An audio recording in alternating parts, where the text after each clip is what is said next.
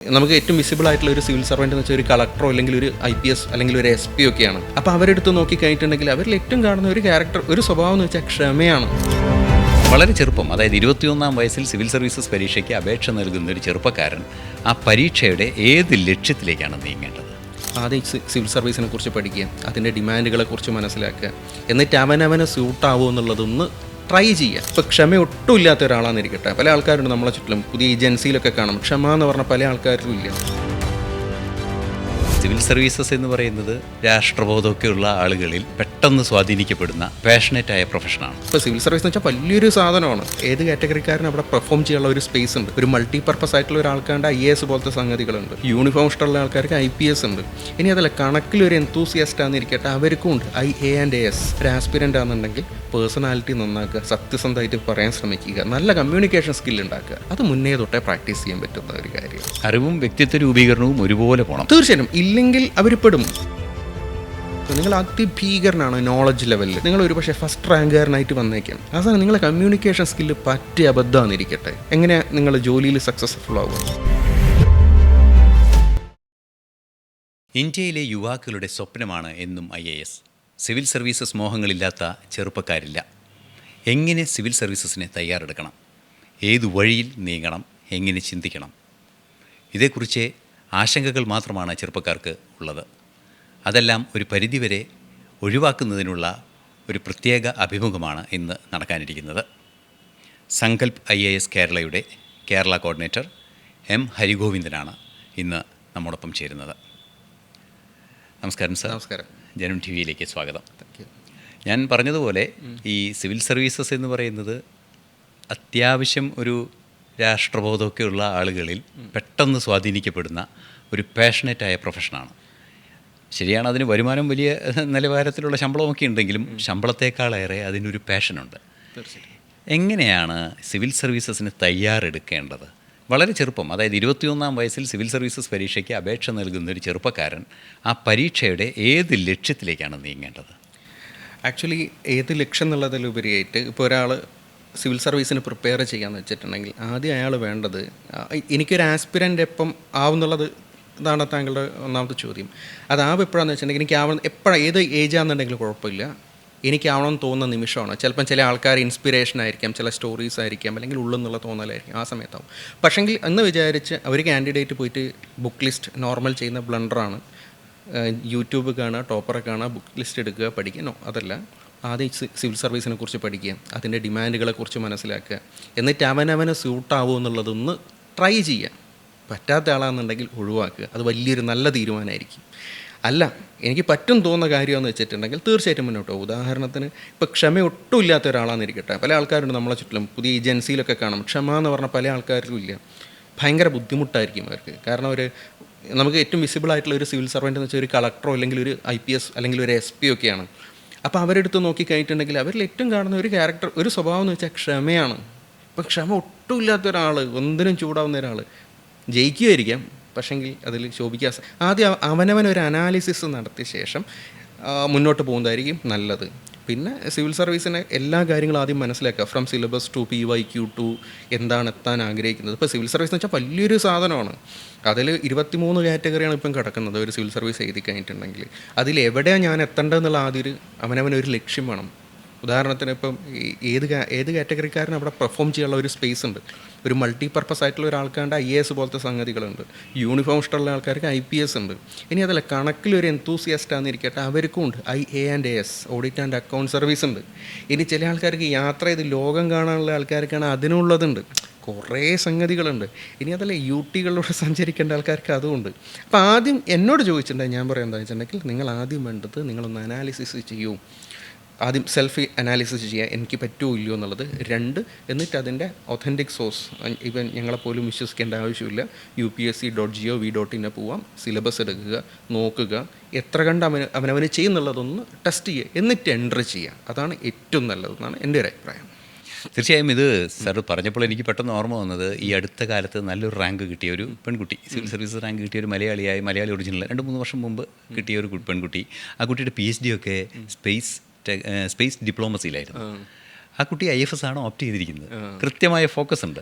IFS കാര്യമാവുക എന്നാണ് ഉദ്ദേശം. IAS IPS ഒന്നും ആലോചിച്ചിട്ടില്ല. ഇല്ല, സാറ് പറഞ്ഞത് കൊണ്ടേ പറയാം. ഇപ്പം കഴിഞ്ഞതിൻ്റെ മുന്നത്തെ വർഷം കേരളത്തിൽ നിന്ന് കിട്ടിയ വിഷ്ണു ശശികുമാർ 31ാമത്തെ റാങ്ക്. അയാൾ 2022 തൊട്ട് എനിക്ക് പേഴ്സണലി അറിയാം.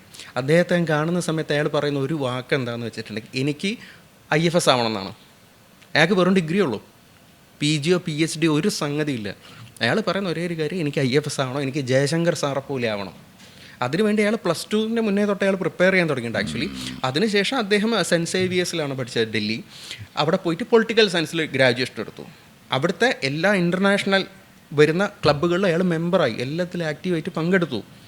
അതിനുശേഷം അദ്ദേഹം സിവിൽ സർവീസിലേക്ക് വരുന്ന സമയത്ത് PSIR, അയാൾ ഓൾറെഡി 3 വർഷമായിട്ട് പഠിക്കുന്ന സാധനം PSIR എടുത്തു. അയാൾ ഫസ്റ്റിലത്തെ അറ്റംപ്റ്റിൽ അയാൾക്ക് ഡാനിക്സ് ആണ് കിട്ടിയത്. അയാൾ ഡിസപ്പോയിൻറ്റഡ് ആയിരുന്നു. ഇൻ്റർവ്യൂ കഴിഞ്ഞ ഉടനെ തന്നെ എന്നെ വിളിച്ചിട്ടുണ്ടായിരുന്നു, അയ്യോ പോയി എന്ന് പറഞ്ഞിട്ട്. അയാൾക്ക് കിട്ടില്ല എന്നാണ് വിചാരിച്ചത്, പക്ഷേ കിട്ടി. 394 തോന്നുന്നു റാങ്ക് കിട്ടി. എന്നിട്ടും അയാൾ സാറ്റിസ്ഫൈഡ് അല്ലായിരുന്നു. പക്ഷേങ്കിൽ അയാൾ നെക്സ്റ്റ് ടൈം അയാളെ പറയേണ്ട കുറേ സ്റ്റോറി ഉണ്ടായി.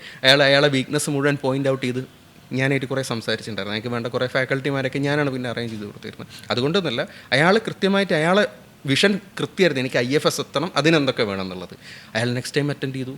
അയാൾ IFSൽ എനിക്കൊന്ന് ഫസ്റ്റ് റാങ്കാണ്, ആ കാറ്റഗറിയിൽ വന്നു. ഇപ്പോൾ അയാൾ ചൈനയിലാണ്, 23 വയസ്സുള്ളൂ. അയാൾ ഭയങ്കര വിഷനോട് കൂടി പോയി കഴിഞ്ഞാൽ നമ്മളവിടെ എത്തും.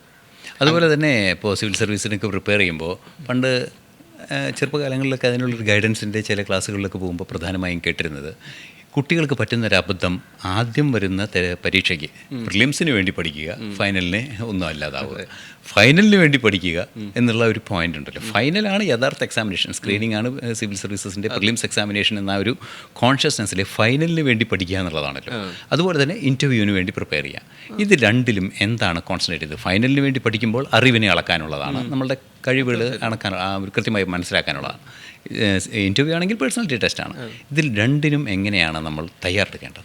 ഇതിലിപ്പം സാർ ചോദിച്ചതിന് ഇപ്പം ഇൻ്റർവ്യൂ എന്നല്ല, സിവിൽ സർവീസിൻ്റെ ടൈം പറയുമ്പോൾ പേഴ്സണാലിറ്റി ടെസ്റ്റ് അത് കൃത്യമായിട്ട് അങ്ങനെ തന്നെ മനസ്സിലാക്കണം. രണ്ട് മെയിൻസിലേക്ക് വരുന്ന സമയത്ത് തീർച്ചയായിട്ടും അറിവ് അളക്കുന്ന ഒരു എക്സാമിനേഷനാണ്. പ്രിലിമിനറി എക്സാമിനേഷൻ എന്ന് വെച്ചിട്ടുണ്ടെങ്കിൽ എന്നോട് ചോദിച്ചാൽ അതൊരു ഡിസിഷൻ മേക്കിംഗ് മാത്രമേ ചോദിക്കുന്നുള്ളൂ. കാരണം ഒരു ക്വസ്റ്റ്യൻ തരുന്നുണ്ട്, 4 ഓപ്ഷൻ ഉണ്ട്. നിങ്ങൾ ഇവിടുന്ന് കണ്ടെത്തേണ്ടതൊന്നും ആവശ്യമില്ല. ആ ക്വസ്റ്റ്യൻ്റെ ആൻസർ ഈ 4 ഏതോ ഒന്നുണ്ട്. നിങ്ങൾക്ക് ഡിസൈഡ് ചെയ്യാൻ പറ്റുന്നുണ്ടോ, ഇതാണ് സംഗതി, എന്ത് വെച്ചിട്ട് നിങ്ങൾ ഓൾറെഡി പ്രിപ്പയർ ചെയ്ത സാധനം വെച്ചിട്ട്. അതേസമയം മെയിൻസിൽ വരുമ്പോൾ അങ്ങനെയല്ല, നിങ്ങളോടൊരു ക്വസ്റ്റ്യൻ ചോദിക്കുകയാണ്. ഒരു ഉദാഹരണം, എക്സാക്റ്റ് ക്വസ്റ്റ്യൻ ഇതല്ല, എന്നാലും മനസ്സിലാവാൻ വേണ്ടി പറയണം.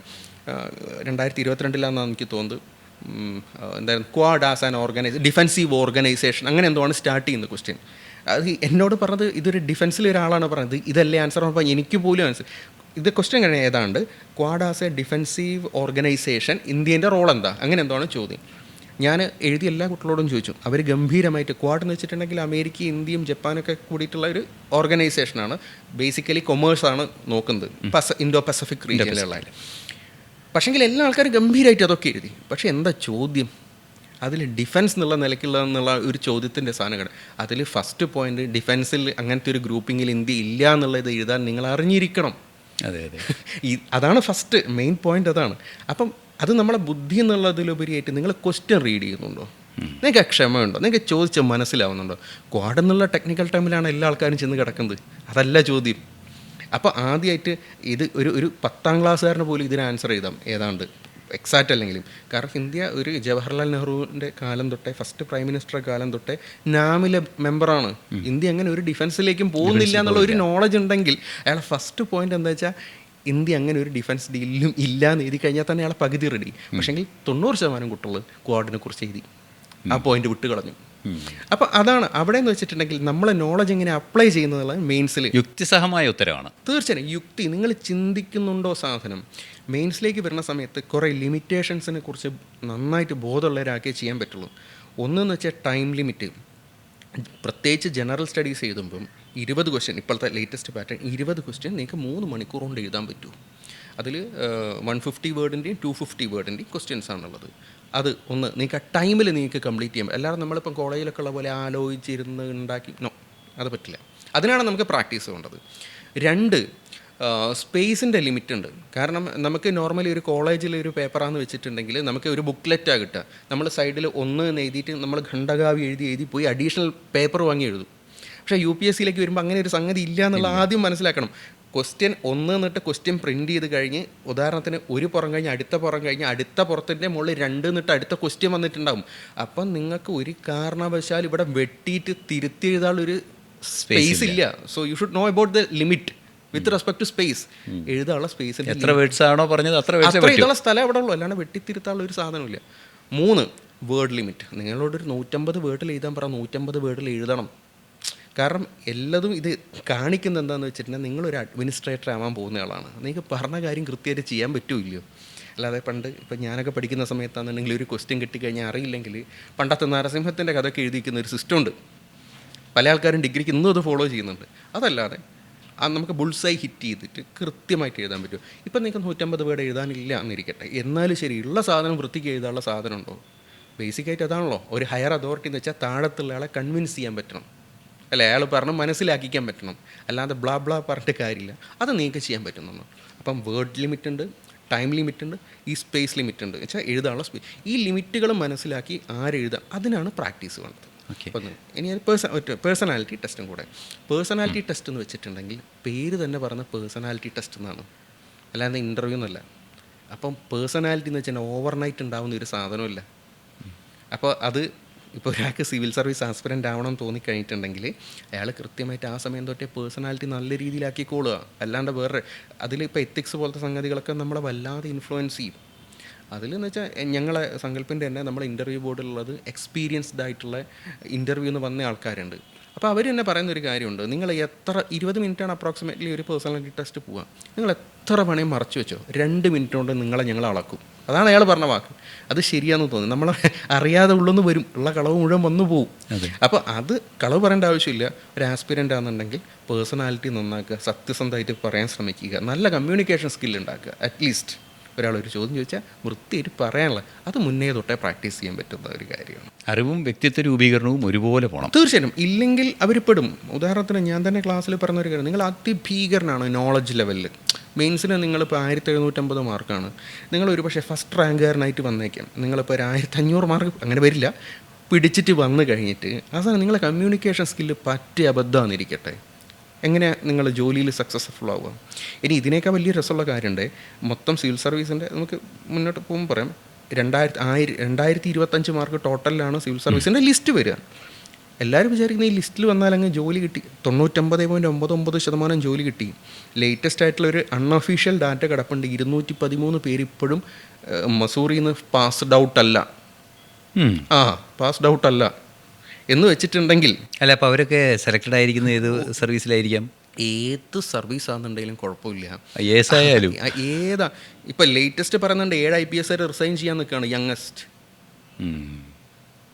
റീസൺ എന്താണെന്ന് വെച്ചാൽ പല ആൾക്കാർ, അതാണ് ഞാൻ പറഞ്ഞത്, സാറ് ചോദിച്ചാൽ ഫസ്റ്റ് ചോദ്യത്തിലുള്ള ഉത്തരമാണത്. ആരാവണം എന്താവണം ചോദിച്ചിട്ട് ഈ പ്രഷർ ഹോൾഡ് ചെയ്യാൻ പറ്റണമെന്ന് അവനവന് പറ്റൂല്ല എന്നുള്ളത് മനസ്സിലാക്കണം. ഈ 213 പേരെ കഥ എന്താണെന്ന് വെച്ചിട്ടുണ്ടെങ്കിൽ സ്വതവേ നമ്മളെല്ലാവരും പറയാം 2025 1750 മാർക്ക് മെയിൻസിനും 275 മാർക്ക് ഇൻ്റർവ്യൂവിൻ്റെ അതായത് പേഴ്സണാലിറ്റി ടെസ്റ്റിൻ്റെ മാർക്കും കൂടി കൂട്ടി ഫൈനൽ റാങ്ക് ലിസ്റ്റ് വരും. വളരെ ശരിയാണ്. അത് കഴിഞ്ഞിട്ട് ഇവർ ട്രെയിനിങ്ങിന് കയറുമല്ലോ. ട്രെയിനിങ്ങിന് കയറി കഴിഞ്ഞിട്ടുണ്ടെങ്കിൽ 650 മാർക്ക് അവരെ റിട്ടേണിൻ്റെയും 550 മാർക്ക് അവരെ പ്രധാനമായിട്ട് എനിക്ക് തോന്നുന്നു IASകാർക്ക്, അവർക്ക് ഡയറക്ടേഴ്സ് മാർക്ക് എന്നാൽ ഇൻറ്റേർണൽ മനസ്സിലാക്കാൻ വേണ്ടി ഇൻറ്റേർണൽ മാർക്ക് എന്ന് കൂട്ടിക്കോളൂ. ഇത് രണ്ടും കൂടിയും കൂട്ടിയിട്ടുള്ള മാർക്ക് വന്നിട്ട് അതിലും കൂടി അവർ പാസ്സാവണം. 3225 മാർക്ക് ടോട്ടൽ മാർക്കിൽ അവർ പാസ്സായാലും മാത്രമേ ഉള്ളൂ അവർക്ക് പോസ്റ്റ് കിട്ടുള്ളൂ, സർവീസ് കിട്ടുള്ളൂ. പരീക്ഷയ്ക്ക് പുറമെ വേറെ പരീക്ഷ അവരെഴുതണം. ഇല്ലെങ്കിൽ അവർ തോറ്റു, അവർക്ക് ഇത് കിട്ടാൻ പോകുന്നില്ല, പോസ്റ്റിംഗ് കിട്ടാൻ പോകണില്ല. ഇനി അവർക്ക് റീടെസ്റ്റൊക്കെ എഴുതാം, അതിലൊന്നും കുഴപ്പമില്ല. പക്ഷേങ്കിൽ അങ്ങനെ ഇരുന്ന ആൾക്കാർ ഒന്ന് ചിന്തിച്ചൊക്കെ ഭൂലോക തോൽവിയല്ലേ. ഇനി മറ്റൊരു വിഷയത്തിലേക്ക് വരികയാണെന്നുണ്ടെങ്കിൽ നമ്മൾ ഈ പഠിക്കുന്ന വിഷയങ്ങളുണ്ട്, അതായത് സിവിൽ സർവീസസിന് ഓപ്ഷൻ തിരഞ്ഞെടുക്കുന്ന വിഷയങ്ങളുണ്ട്. ഇപ്പോൾ നമ്മളുടെയൊക്കെ എൻ്റെയൊക്കെ കാലത്ത് 2 ഓപ്ഷനായിരുന്നു. അൽഫോൺസ് കണ്ണന്താനൊക്കെ ഞങ്ങൾ പഠിപ്പിക്കുമ്പോൾ പറഞ്ഞ് 3 ഓപ്ഷൻ ഉണ്ടായിരുന്നു എന്നാണ് പറഞ്ഞത്.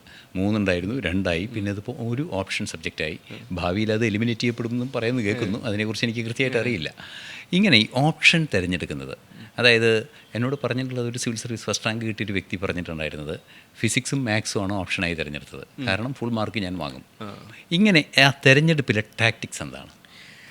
തീർച്ചയായിട്ടും. ഇപ്പോൾ ഉദാഹരണത്തിന് പറയാം, ഞാനിപ്പോൾ കുറച്ച് ഏർലി ആയിട്ടുള്ള ഒരാൾ പ്രിപ്പയർ ചെയ്യാൻ തുടങ്ങാമെന്നിരിക്കട്ടെ. ഉദാഹരണത്തിന് ഒരാൾ ഒരു 10ാം ക്ലാസ് തൊട്ട് അയാൾ തീരുമാനിക്കുന്നത്. കാരണം എന്ന് വെച്ചാൽ ഇപ്പോൾ എൻ്റെയൊക്കെ മെൻറ്ററിങ് തന്നെ ഈവൻ ഇപ്പം ഡിഗ്രിക്ക് എത്തിയ ഞാൻ 5ാം ക്ലാസ് തൊട്ട് മെൻറ്റർ ചെയ്യുന്ന കുട്ടികളുണ്ട്. അവർ കുറച്ച് ഹയർ ആസ്പിറേഷനുള്ള ആൾക്കാരാണ്, ഫൈൻ. പക്ഷേ ചില പാരൻസ് ഉന്തി വിട്ട് പോകുന്ന ആൾക്കാരുണ്ട്. അവരോടല്ല ഞാനീ പറയുന്നത്. അല്ലാതെ നാച്ചുറലി എത്തണം എന്ന് ആഗ്രഹിക്കുന്ന ഒരു 10ാം ക്ലാസ് +1 +2 ഒരു ചിന്തിക്കുന്ന ഒരാളാണെന്നിരിക്കട്ടെ. ഉദാഹരണത്തിന് മാക്സിമം +2, അദ്ദേഹത്തിന് ഹിസ്റ്ററി അയാൾക്ക് താല്പര്യമുള്ള വിഷയമാണ്, അയാൾക്ക് സിവിൽ സർവൻ്റ് ആവാനാണ് ആഗ്രഹം. തീർച്ചയായിട്ടും അയാൾ പോയിട്ട് നല്ല പഠിക്കുന്ന ഒരാളാണെന്നുണ്ടെങ്കിൽ ഇപ്പോൾ നമ്മുടെ സ്കൂളിൽ നിന്ന് ആദ്യം പറയാം, പഠിക്കുന്ന കുട്ടികൾ സയൻസ് എടുത്തിരിക്കണം, ഇല്ലെങ്കിൽ എന്തോ ഒരു പ്രശ്നമുണ്ട് അയാൾക്ക്, എന്തോ കംപ്ലൈൻ്റ് ഉള്ള പോലെയാണ് ഹ്യൂമാനിറ്റീസിലേക്ക് പോയത്. അങ്ങനെയല്ല, ആദ്യം ആ കുട്ടിയും അതേപോലെ പാരൻറ്റും അതിൽ എന്താണെന്ന് പറയുക കൺഫേംഡ് ആയിരിക്കണം ഇതാ ചെയ്യാൻ പോകുന്നതെന്നുള്ളത്. ഉദാഹരണത്തിന് ഹിസ്റ്ററി ആണെന്നിരിക്കട്ടെ, +2 ഹ്യൂമാനിറ്റീസ് എടുത്തിരിക്കണം. കാരണം +2 2 വർഷം ഹ്യൂമാനിറ്റീസ് പഠിക്കുമ്പോൾ അദ്ദേഹം ഓൾമോസ്റ്റ് ഇന്ത്യൻ ഹിസ്റ്ററിയും വേൾഡ് ഹിസ്റ്ററിയൊക്കെ അയാൾ ഓൾറെഡി കവർ ചെയ്യും. അത് കഴിഞ്ഞ് ഡിഗ്രിക്ക് പോകുന്ന സമയത്ത് അയാൾ ഹിസ്റ്ററി തന്നെ എടുക്കുന്നതെന്ന് ഇരിക്കട്ടെ, ഈ 3 വർഷം 3, 2, 5 വർഷം കൊണ്ട് അയാൾ ഓപ്ഷണൽ സബ്ജക്റ്റ് കംപ്ലീറ്റ് ആയിട്ട് അയാൾ കഴിയും. ഓപ്ഷണൽ സബ്ജക്റ്റിൻ്റെ ഇപ്പോഴത്തെ നിലയിലുള്ള അഡ്വാൻറ്റേജ് എന്താണെന്ന് വെച്ചാൽ മെയിൻസിൽ വരുമ്പോൾ 1750 മാർക്കിൽ 500 മാർക്കിൻ്റെ അഡ്വാൻറ്റേജ് ഓപ്ഷണൽ മാത്രം, പ്ലസ് ഫസ്റ്റ് പേപ്പറിൽ ഒരു 100 മാർക്കിൻ്റെ അഡ്വാൻറ്റേജും, ബാക്കി അല്ലറ ചില്ലറ പല സബ്ജക്റ്റിലും പരന്ന് കിടക്കുന്ന ഒരു 50 മാർക്ക് കൂടിയും കൂട്ടിക്കോളൂ. 650 മാർക്കിൻ്റെ അഡ്വാൻറ്റേജ് ഔട്ട് ഓഫ് 1750 ഇയാൾക്ക് ഉണ്ടാക്കാൻ സാധിക്കും. ഇത് മുന്നേ നമ്മൾ കൺഫേംഡ് ആയിരിക്കണം. ഞാനൊക്കെ പരിചയമുള്ള പല ആൾക്കാരുണ്ട്. എങ്ങനെയാണെന്ന് വെച്ചിട്ടുണ്ടെങ്കിൽ +2 സയൻസ് എടുത്തു. എൻ്റെ ഒരു സ്റ്റുഡൻറ്റിൻ്റെ കേസ് തന്നെ പറയുന്നത്, അത് ഒരു ഡിഗ്രി പോയിട്ട് ഇംഗ്ലീഷ് എടുത്തു, PG പോയിട്ട് പൊളിറ്റിക്കൽ സയൻസ് എടുത്തു, സിവിൽ സർവീസിന് ഓപ്ഷണൽ വന്ന് ജോഗ്രഫി എടുക്കുന്നു. ഇതിലെന്ത് ബന്ധമുള്ളത്? 90% ഞാൻ പറയും ഇത് സക്സസ് ആവില്ല. കാരണം നിങ്ങൾക്ക് പോലും ഒരു അല്ല, നിങ്ങൾ പോലും ചിന്തിക്കുന്നില്ല ഇത് എങ്ങോട്ടാണ് പോകുന്നതെന്നുള്ളത്. സയൻസ് എടുത്ത്, ഇംഗ്ലീഷ് എടുത്ത്, പൊളിറ്റിക്കൽ സയൻസ് എടുത്ത്, ജോഗ്രഫി, 4 സബ്ജക്റ്റ്. അതേസമയം നിങ്ങൾ ഈ പണ്ട് ഈ പാക്കനാര കഥ പറഞ്ഞ പോലെയാണ്, പാക്കനാര് ഒരേ സ്ഥലത്ത് കുഴി കുത്തിയിരുന്നേ വെള്ളം കണ്ടേനെ എന്ന് പറഞ്ഞ പോലെ നിങ്ങൾ ഫസ്റ്റ് തൊട്ടേ ഒരു സബ്ജക്റ്റ് ജോഗ്രഫിയാണെങ്കിൽ ജോഗ്രഫി നിങ്ങൾ ചൂസ് ചെയ്തിരുന്നെങ്കിൽ വളരെ നല്ലത്. 2 എന്ന് വെച്ചിട്ടുണ്ടെങ്കിൽ ഒരാൾ ഓപ്ഷൻ ചൂസ് ചെയ്യുന്ന സമയത്ത് അവർ കൃത്യമായിട്ട് അതിനെക്കുറിച്ച് കൺഫേംഡ് ആയിരിക്കണം. ലൈക്ക് ചുമ്മാ പല ആൾക്കാരും ചെയ്യുന്ന വെച്ചാൽ നല്ല ഫാക്കൾട്ടി ഉണ്ട് എന്നാൽ ഞാൻ എടുത്തേക്കാം, അയാളെങ്ങ് വിശ്വസിക്കും. അല്ലെങ്കിൽ മെറ്റീരിയൽ അവൈലബിൾ ആണ്, ഇപ്പോഴത്തെ ഈ ഡിഗ്രി കഴിഞ്ഞ ആൾക്കാരാണ്, ഞാൻ എടുത്തേക്കും. അല്ലെങ്കിൽ എൻ്റെ സുഹൃത്ത് അതാണ് എടുക്കുന്നത്, ഞാനത് എടുത്തേക്കാം. അതൊക്കെ ഒരു പരിധി കഴിഞ്ഞാൽ ഭൂലോക തോൽവിയാവാനാണ് സാധ്യത. കാരണം ഇപ്പോൾ ഒരു ബിഗിനർ ഒരു ഡിഗ്രി കഴിഞ്ഞ് വരികയെന്ന് വെച്ചിട്ടുണ്ടെങ്കിൽ അറ്റ്ലീസ്റ്റ് സിലബസ് എടുത്ത് നോക്കിയിട്ട് ഏതൊക്കെ ഓപ്ഷൻസ് എനിക്ക് പറ്റും ഒന്ന് ഇത് ചെയ്യൂ, കട്ട് ഷോട്ട് ചെയ്ത ശേഷം ഒരു 3 എണ്ണത്തിലേക്ക് വരൂ. 3 എണ്ണത്തിലേക്ക് വന്ന ശേഷം 3 എണ്ണം ഓക്കെ, ഒരു 50% എനിക്ക് അറിയുന്ന ടോപ്പിക് അതിലുണ്ടെന്ന് വെച്ചിട്ടുണ്ടെങ്കിൽ ഓക്കെ 3 എണ്ണം സഫിഷ്യൻ്റ് ആണ്. ഒരു 5-10 വർഷത്തെ PYQ previous years question paper എടുത്തു. ചില സബ്ജക്റ്റ് ഉണ്ട് നമ്മൾ ടോപ്പിക്ക് കാണുന്ന സമയത്ത് നമുക്ക് നന്നായിട്ട് അറിയാം സാധനം, ഇതെനിക്ക് അസലായിട്ട് അറിയാം, ഒരു തർക്കമില്ല. പക്ഷേങ്കിൽ ആ സെയിം ഏരിയയിൽ നിന്ന് വരുന്ന ക്വസ്റ്റ്യൻ ജമ്മത്തായൊക്കെ തൊടാൻ പറ്റില്ല. അപ്പം മനസ്സിലായിക്കോളൂ ഇത് it's not your cup of tea. അതെ, അങ്ങനത്തെ സമയത്ത് നിങ്ങളൊന്ന് ഷോർട്ട് ചെയ്ത ശേഷം ഒരു 3ലേക്ക് എത്തിയ ശേഷം ക്വസ്റ്റ്യൻ പേപ്പർ എടുത്ത് വെച്ച് നോക്കി അവനവൻ. അപ്പോൾ ചില സമയത്താണ് ചിലതെന്ന് വെച്ചിട്ടുണ്ടെങ്കിൽ നമുക്ക് ചെയ്യാൻ പറ്റുന്നുണ്ടാവും. അപ്പോൾ അതാണെന്ന് വെച്ചിട്ടുണ്ടെങ്കിൽ അതിനുശേഷം നല്ല അറിയുന്ന 1-2 ആൾക്കാരോട് ഡിസ്കസ് ചെയ്ത ശേഷം മാത്രം ചൂസ് ചെയ്യാം. പിന്നെ ഈ സയൻസിൻ്റെ പറഞ്ഞ സാറ് ചോദിച്ചത് അതിൻ്റെ നല്ലൊരു അഡ്വാൻറ്റേജ് ഉണ്ട്. ഈ മാത്സ് ആണെങ്കിലും ഫിസിക്സ് ആണെന്നുണ്ടെങ്കിലൊക്കെ, കാരണം സയൻസിന് വെച്ചാൽ ഒരു ചോദ്യത്തിന് ഒരു ഉത്തരേ വരാൻ സാധ്യതയുള്ളൂ, ആർട്സിന് അതല്ല വരാൻ സാധ്യതയുള്ളൂ. പല ആൾക്കാർ ഒരു 200 താഴെയുള്ള പല ആൾക്കാരുടെ റാങ്ക് കഴിഞ്ഞ കുറച്ച് കാലത്ത് നോക്കിക്കഴിഞ്ഞാൽ സയൻസ് ഓപ്ഷൻ എടുത്ത ആൾക്കാർ 200 വന്ന് കിടക്കുന്ന എന്താണെന്ന് വെച്ചിട്ടുണ്ടെങ്കിൽ അവർ ഓപ്ഷനിൽ നല്ല മാർക്ക് സ്കോർ ചെയ്യുന്നുണ്ടാവും. ഒരു ഹ്യൂമാനിറ്റീസ് ബാക്ക്ഗ്രൗണ്ടുള്ള ഹിസ്റ്ററി ആയിക്കോട്ടെ ജോഗ്രഫി ആയിക്കോട്ടെ അതേപോലത്തെ ഒരാൾ ഒരു ഓപ്ഷനിൽ ഒരു 275 ഒരു ആവറേജ് ടോപ്പർ പിടിക്കുന്ന സമയത്ത് സയൻസുകാരൻ 320 ആ റേഞ്ച് പിടിക്കും. കാരണം അയാൾക്ക് ഒരു ചോദ്യത്തിന് ഒരു ആൻസറേ ഉള്ളൂ. ഓക്കെ എന്ന് വിചാരിച്ചപ്പോൾ ഇപ്പം നമ്മളൊരു നോർമൽ ഒരു കോളേജ് പഠിച്ച് വരുന്ന ഒരു ഫിസിക്സിൻ്റെ കുട്ടി ഞാൻ ഒരിക്കലും റെക്കമെൻഡ് ചെയ്യില്ല നിങ്ങൾ പോയിട്ട് ഫിസിക്സ് എടുത്തു എന്നുള്ളത്. കാരണം അതൊക്കെ പഠിച്ച ശേഷം അതാ പറഞ്ഞത്, ആദ്യം അനലൈസ് ചെയ്യൂ, നിങ്ങളെ പ്ലസ് എന്താണ്, നിങ്ങളുടെ ഒപ്പോണൻ്റ് ആരാന്നുള്ളത് മനസ്സിലാക്കണം. അപ്പുറം വന്ന് നിൽക്കുക. ഫിസിക്സൊക്കെ ആവുന്ന സമയത്ത് അല്ലെങ്കിൽ മാത്സ് ആവുന്ന സമയത്ത് നിങ്ങൾ ഒപ്പോണൻ്റായിട്ട് വരുന്നത് IITians ആയിരിക്കും. അതിനത്ര ശേഷി ഉണ്ടോ എന്നുള്ളതും കൂടി നോക്കണം. എന്നിട്ട് നിങ്ങൾ ചൂസ് ചെയ്യൂ. ചിന്തിച്ച ശേഷം വയസ്സായിട്ട് തീരുമാനം എടുക്കുക എന്നാണ് അതിൽ ഏറ്റവും നല്ല ഓപ്ഷൻ എടുക്കുന്ന സമയത്ത്.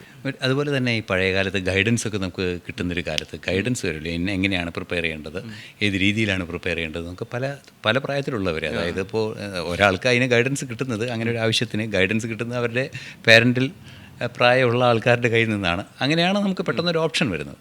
അപ്പോൾ അങ്ങനെയുള്ളവിടത്തു നിന്നൊക്കെ ഗൈഡൻസ് കിട്ടുമ്പോൾ എൻ്റെയൊക്കെ അനുഭവം വെച്ച് പറയുകയാണെങ്കിൽ ഒരു BA ഓണേഴ്സ് ലെവൽ അല്ലെങ്കിൽ ഓണേഴ്സ് ഡിഗ്രി ലെവലിലുള്ള സബ്ജക്റ്റ് ഓപ്ഷണലിലും +2 ലെവലിലുള്ള സബ്ജക്റ്റ് ജനറൽ സ്റ്റഡീസിനും തറവായി പഠിച്ചാൽ നമുക്ക് കൃത്യമായൊരു ഐഡിയ കിട്ടും. ഇത് ശരിയാണോ ഈ പറയുന്നത്? തീർച്ചയായിട്ടും ആണെന്നേ ഞാൻ പറയുള്ളൂ. കാരണം പലപ്പോഴും നമ്മൾ മിസ് ഗൈഡഡ് ആണ്, അല്ലെങ്കിൽ മിസ് ലീഡ് ചെയ്യപ്പെടുന്നുണ്ട് പലർക്കും. ഒന്ന് മാർക്കറ്റിൻ്റെ പ്രഷറുണ്ട്. സിലബസ് തന്നെ പറയുന്നത് +2 വരെ നിങ്ങൾക്ക് അത്യാവശ്യം നോളജ് ഉണ്ടെങ്കിൽ സഫീഷ്യൻ്റ് ആണ്.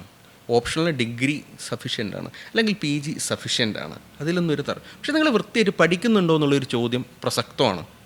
കാരണം ഞാൻ റീസെൻ്റായിട്ട് കേരളത്തിൽ അങ്ങോളം കുറേ കുട്ടികളായിട്ട് സംസാരിച്ചു. അതിൻ്റെ ഇടയ്ക്ക് ഞാനൊരു ഓപ്പണായിട്ട് ഒരു പാരൻ്റായിട്ട് തർക്കം വരെ ഉണ്ടായി. കാരണം എന്താ വെച്ചാൽ നമുക്ക് വേണമെന്നുണ്ടെങ്കിൽ ചുറ്റുമുള്ള കുട്ടികളെ നോക്കാം. പല കുട്ടികളും 6ാം ക്ലാസ്സിൽ നിന്ന് 7ാം ക്ലാസ്സിലേക്ക് പോകുന്ന സമയത്ത് 6ാം ക്ലാസ് മുഴുവൻ മറന്നിട്ടാണ് പോവുക. ഒരു സാധനം അയാൾക്ക് ഓർമ്മ ഉണ്ടാവില്ല. അപ്പം ഞാൻ പറഞ്ഞു, ഇങ്ങനെ ബേസിക്കലി ഈ കുട്ടികൾ ഈ മറന്നു പോകുന്ന പ്രശ്നമുണ്ട്. ഒരു പരിധി വരെ സ്കൂൾ അതിന് റീസണാണ് കേട്ടോ. കാരണം എന്താ വെച്ചിട്ടുണ്ടെങ്കിൽ സ്കൂളുകാരെപ്പോഴും ഓൾ A+ വേണ്ടിയിട്ടാണ് കുട്ടികളെ പുഷ് ചെയ്യുന്നത്. അവർ ഓർത്തിരിക്കാൻ നിർബന്ധമില്ലല്ലോ. അപ്പം അത് നോക്കിക്കഴിഞ്ഞിട്ടുണ്ടെങ്കിൽ ഇപ്പോൾ ഒരു പ്രിലിംസിൻ്റെ ഒരു ക്വസ്റ്റ്യൻ വരിക വെച്ചിട്ടുണ്ടെങ്കിൽ ലാസ്റ്റ് ഇയർ ആണെന്ന് ഞാൻ വിചാരിക്കുന്നു. മറ്റേ നമ്മളെ 6ാം ക്ലാസ്സിലെ ടെക്സ്റ്റിലെ ഡാൻസിങ് ഗേൾ ഓഫ് ഹാരപ്പ ഇങ്ങനെ ഊരയ്ക്ക് കൈ കൊടുത്ത് നിൽക്കുന്ന ഒരു ചിത്രമുണ്ട്. അതെന്ത് മെറ്റലോണ്ടാന്നുള്ള ചോദ്യം, അത് 6ാം ക്ലാസ്സിലെ ടെക്സ്റ്റാണ്. സാറ് ചോദിച്ച സെയിം സാധനം. ആ നോളജ് ഉണ്ടെങ്കിൽ ഇത് എഴുതാം, അല്ലാണ്ട് ഡിഗ്രീൻ്റെ ആവശ്യമില്ല. അതേസമയം സെയിം സാധനം തന്നെ നിങ്ങളിപ്പോൾ ഉദാഹരണം, ഞാൻ ഇപ്പോൾ ഒരു സുവോളജി പഠിച്ച ഒരാളാണ്. ഇപ്പോൾ സുവോളജീൻ്റെ ഓപ്ഷണൽ സബ്ജക്റ്റൊക്കെ എടുത്ത് നോക്കുന്ന സമയത്ത് ഡിഗ്രിക്ക് പഠിച്ച ടോർഷൻ ഡീടോർഷൻ എന്നൊക്കെ പറഞ്ഞാൽ നമ്മളെ ഈ യൂണിവേഴ്സിറ്റി പഠിക്കുന്ന സെയിം സാധനം തന്നെയേ അവിടെ ഉള്ളൂ. പക്ഷേ ഇത് നിങ്ങൾക്ക് പറഞ്ഞ ടൈമിൻ്റെ ഉള്ളിൽ പറഞ്ഞ സ്പേസിൽ കൃത്യമായിട്ട് എഴുതാൻ പറ്റുന്നുണ്ടോ എന്നുള്ള മെയിൻസിനുള്ള ചോദ്യം. പ്രിലിംസിനാണെന്നുണ്ടെങ്കിലും എനിക്ക് തോന്നുന്നു ഒരു 20% അഡ്വാൻറ്റേജ് ഒരു 10ാം ക്ലാസ് വരെ നല്ല തറവായിട്ടുള്ള ഒരാളാണ്. പ്ലസ് അയാൾ നന്നായിട്ട് പേപ്പർ വായിച്ചിരിക്കണം. ന്യൂസ് അറിഞ്ഞിരുന്ന സാറ് പറഞ്ഞ പോലെ 10ാം ക്ലാസ് അല്ലെങ്കിൽ +2 വരെയുള്ള നോളജോ അല്ലെങ്കിൽ ഒരു ഡിഗ്രി PG വരെ നോളജോ ഓപ്ഷണൽ ഉണ്ടെങ്കിൽ തീർച്ചയായിട്ടും ചെയ്യാൻ സാധിക്കും തന്നെയാണ് എൻ്റെ അഭിപ്രായം. അത് ഈ പേപ്പർ വായിക്കുന്ന കാര്യം പറഞ്ഞപ്പോഴാണ്, ഇന്ന് നമുക്ക് പേപ്പർ ഡിജിറ്റൽ പേപ്പറിൻ്റെ കാലമാണ്. അതും പേപ്പറാണ്, ന്യൂസ് പേപ്പറാണ്. അതുകൊണ്ട് തന്നെ നമുക്ക് പേപ്പറിൻ്റെ ഫോം നമുക്ക് മാറ്റി പിടിക്കാം. ഈ പേപ്പർ വായനയുടെ അല്ലെങ്കിൽ എന്നോടൊക്കെ പറഞ്ഞിരുന്നത് ഹിന്ദു പത്രം ദിവസേന വായിക്കണം, ഫ്രണ്ട് ലൈൻ വായിക്കണം. അങ്ങനെ തന്നെയാണ് സിവിൽ സർവീസസ് നല്ല റാങ്ക് കിട്ടിയവരവരുടെ അനുഭവങ്ങളിൽ പറയുമ്പോൾ കൃത്യമായി പറയുന്നത് ഈ 2 വാക്കാണ്.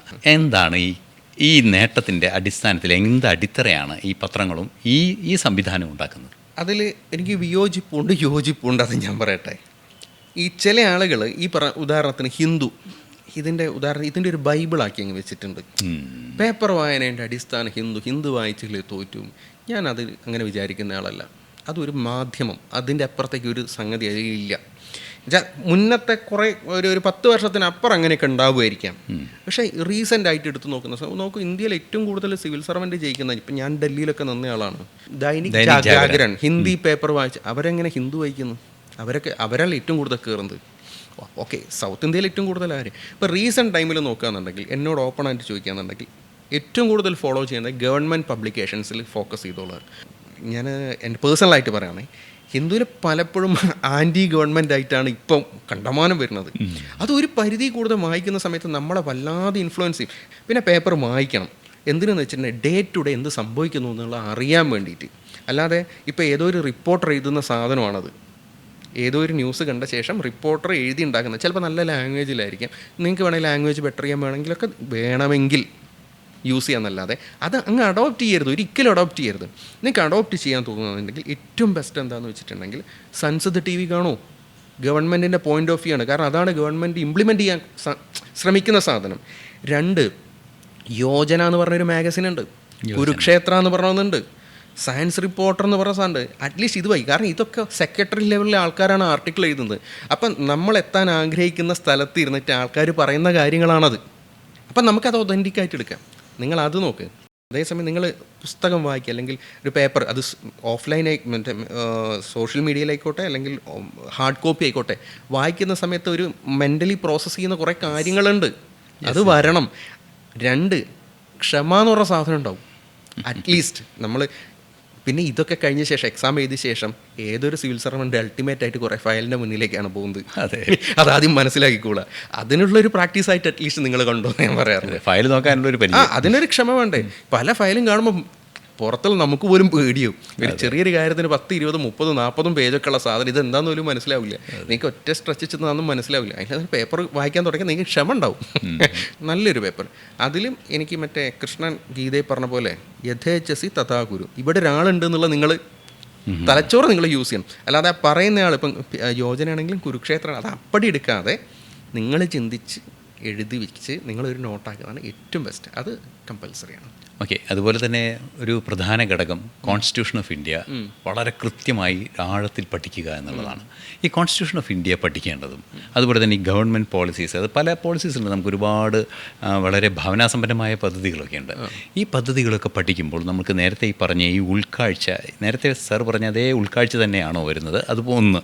രണ്ടാമത്തെ, ഈ കോൺസ്റ്റിറ്റ്യൂഷൻ പഠിക്കുമ്പോൾ എത്ര മാർക്ക് സ്കോർ ചെയ്യാം? നമുക്ക് ഗ്യാരണ്ടിയായി പറയാവുന്ന ഇത്ര % മാർക്കിനുള്ള ചോദ്യങ്ങൾ വരുന്നത് ഭരണഘടനയിൽ നിന്നാണ് എന്ന് പറയാവുന്നത് ഏത് റേഞ്ചാണ്? നമുക്ക് പ്രിലിമിനറി എക്സാമിനേഷന് പോകുന്ന സമയത്ത് പ്രധാനമായിട്ടും 4 കോർ സബ്ജക്റ്റുള്ള history, geography, economy and polity. Polity എന്ന് പറഞ്ഞ പോർഷനിലാണ് ഈ പറഞ്ഞ കോൺസ്റ്റിറ്റ്യൂഷൻ റിലേറ്റഡ് ആയിട്ടുള്ള ക്വസ്റ്റ്യൻ വരാറുള്ളത്. ശരാശരി ഒരു 20 കൂട്ടിക്കോളൂ, 15 മുതൽ 20 ക്വസ്റ്റ്യൻ വരെ കോൺസ്റ്റിറ്റ്യൂഷൻ റിലേറ്റഡ് ആയിട്ടുള്ള ബന്ധപ്പെട്ട ക്വസ്റ്റ്യൻസ് വരാം. ഓക്കെ, ശരാശരി ഒരാൾ പ്രിലിംസ് കയറാനായിട്ട് കഴിഞ്ഞ വർഷത്തൊക്കെ നമ്മളൊരു ട്രെൻഡ് എടുത്ത് കഴിഞ്ഞാൽ 50 without wrong, 50 question without wrong ചെയ്യാൻ സാധിച്ചാൽ 100 മാർക്ക് ഉണ്ടെങ്കിൽ ഷുവറായിട്ട് അയാളുണ്ടാവും. കഴിഞ്ഞ പ്രാവശ്യമൊക്കെ ഡിബേറ്റബിളാണ് മാർക്ക്, എന്ന് വെച്ചാൽ 82 വരെ പോയിട്ടുണ്ട്, 75 വരെ താണിട്ടുണ്ട്. എന്നാൽ നമുക്ക് കംഫർട്ടബിളായിട്ട് പറയാനുള്ള ഒരു 50 വിത്തൗട്ട് റോങ്. അതിൽ നോക്കുക, ഒരു 20 ക്വസ്റ്റ്യൻ്റെ അടുത്ത് നിങ്ങൾക്ക് കോൺസ്റ്റിറ്റ്യൂഷനിൽ നിന്ന് ആ പെർട്ടിക്കുലർ ഏരിയ നിന്ന് കിട്ടും. അത് കോൺസ്റ്റിറ്റ്യൂഷൻ മാത്രമല്ല, ഗവർണൻസ് എല്ലാം കൂടി കൂട്ടിയിട്ടുള്ളതാണ്. അത് കണ്ടംപററി ഇഷ്യൂസ് ഒക്കെ കൂട്ടി ആ ഒരു ഏരിയ നിന്ന് വരും. മെയിൻസിലേക്ക് വരുന്ന സമയത്ത് ജനറൽ സ്റ്റഡീസിൻ്റെ സെക്കൻഡ് പേപ്പർ കോൺസ്റ്റിറ്റ്യൂഷൻ, ഗവർണൻസ് എന്നൊക്കെ പറയുന്ന ഒരു ഏരിയയാണ്. അതിലെന്ന് വെച്ചാൽ നല്ലൊരു ക്വസ്റ്റ്യൻ, ഔട്ട് ഓഫ് 250 എനിക്ക് തോന്നുന്നു ഒരു 100+ ഈ പോർഷന് വരുന്നുണ്ട്. പക്ഷേ അതിൻ്റെ ഒരു പ്രശ്നം എന്ന് വെച്ചാൽ നമ്മൾ ബ്ലൈൻഡായിട്ട് നമ്മളിപ്പം ഈ ലോ പഠിക്കുന്നത് പോലെ കോൺസ്റ്റിറ്റ്യൂഷൻ പഠിച്ചിട്ട് കാര്യമില്ല. അതിൻ്റെ ആപ്ലിക്കേഷനാണ് നമുക്ക് അറിയേണ്ടത്. മുന്നേ ഒരു ക്വസ്റ്റ്യൻ ഉണ്ടായിരുന്നു, 149 തോന്നുന്നു, ഇത്രാമത്തെ ആർട്ടിക്കിൾ എന്താണെന്നുള്ളത്. കാരണം എന്താണെന്ന് വെച്ചാൽ ആർട്ടിക്കിൾ എന്താണെന്നുള്ളതല്ല അവിടെ ചോദ്യം. ആക്ച്വലി അതിൻ്റെ തൊട്ട് മുന്നത്തെ വർഷമാണ് CAG ആ കോൾ സ്കാം ഒക്കെ കൊണ്ടുവന്ന സമയമായിരുന്നു. CAG കുറിച്ച് പറയുന്നതാണ് ആർട്ടിക്കിൾ 114. അപ്പം എന്ന് വെച്ചാൽ കണ്ടംപററി ഇഷ്യൂ എന്നാണ് അവർ ചോദ്യം ചോദിക്കുന്നത്. അപ്പം നിങ്ങൾ പേപ്പർ വായിച്ചോ എന്നുള്ളതും അത് കോൺസ്റ്റിറ്റ്യൂഷനിൽ എവിടെയാണെന്നുള്ളതും കൂടിയായി ചോദ്യം. അങ്ങനെയാണ് ചോദ്യം വരുന്നത്. ഇപ്രാവശ്യം എന്നുണ്ടെങ്കിലും കോൺസ്റ്റിറ്റ്യൂഷൻ എവിടെയാണ് പറഞ്ഞിരിക്കുന്നത് അങ്ങനത്തെ. അപ്പോൾ കണ്ടംപററി ഇഷ്യൂസിലുള്ള സാധനം കറക്റ്റായിട്ട് ചോദിക്കും. പിന്നെ സാർ പോളിസീൻ്റെ പറഞ്ഞത് തീർച്ചയായിട്ടും അറിയാണ്ടെന്ന് ഒരാൾക്ക് ജയിച്ചു പോകാൻ പറ്റില്ല എന്നാണ് എൻ്റെ പക്ഷം. എന്നുണ്ടെങ്കിൽ അത് ഭയങ്കര ബുദ്ധിമുട്ടുമായിരിക്കും. കാരണം ഗവൺമെൻറ് എന്ത് ചെയ്യുന്നു എന്നറിയാതെ നിങ്ങളെങ്ങനെ ആൻസർ ചെയ്യുക? അതെ, ഒരിക്കലും പോസിബിൾ അല്ല. തേർഡ് പേപ്പറിലേക്ക് എത്തിക്കഴിഞ്ഞാൽ എക്കണോമി എന്നൊക്കെ പറഞ്ഞ സാധനം ഇതേപോലത്തെ കണ്ടമാനം. Second paper general studies second പേപ്പറിൽ ഇതേപോലെ പോളിസീസിനെ കുറിച്ചുള്ള ക്വസ്റ്റ്യൻ വരാം. തേർഡ് പേപ്പറിലേക്ക് വന്ന എക്കണോമി, ഈ പറഞ്ഞ ഗവൺമെൻറ് പ്രൊജക്ട്സ് അല്ലേ എക്കണോമിയിൽ മുഴുവൻ ഇൻഫ്ലുവൻസ് ചെയ്യുന്ന പല കാര്യങ്ങളും നമുക്ക് ആൻസർ ചെയ്താനേ പറ്റില്ല. ഇതൊക്കെ നെഗ്ലക്റ്റ് ചെയ്തുകൊണ്ട് ഒരിക്കലും പാസ്സാകാൻ പറ്റില്ല എന്നുള്ളത് എനിക്ക് പറയാൻ പറ്റും. അത് മാത്രം കൊണ്ട് ജയിക്കാൻ പറ്റുമോ എന്നുള്ള അറിയില്ല. പക്ഷേ നെഗ്ലക്റ്റ് ചെയ്ത് കഴിഞ്ഞാൽ പോസിബിലിറ്റി ഭയങ്കര കുറവായിരിക്കും. എന്തായാലും വളരെ ഇൻഫോർമേറ്റീവ് ആയിരുന്നു. പ്രത്യേകിച്ച് സിവിൽ സർവീസസ് എന്ന് പറയുന്നത് ഇൻഫർമേഷൻ്റെ ഒരു മേഖലയാണ്. അതുകൊണ്ട് തന്നെ വളരെ ഇൻഫോർമേറ്റീവ് ആയിരുന്നു. Thank you very much for your best consultation. ഏറ്റവും മികച്ച ഒരു അനുഭവമായിരിക്കും അദ്ദേഹവുമായുള്ള നിമിഷങ്ങളെന്ന് നമുക്ക് ഉറപ്പുണ്ട്. തീർച്ചയായും ഇനിയും കൂടുതൽ ശക്തിയോടെ സിവിൽ സർവീസസിന് പ്രിപ്പയർ ചെയ്യാൻ നമ്മുടെ ചെറുപ്പക്കാർക്കാകട്ടെ എന്ന് പ്രതീക്ഷയോടെ ആശിക്കുന്നു.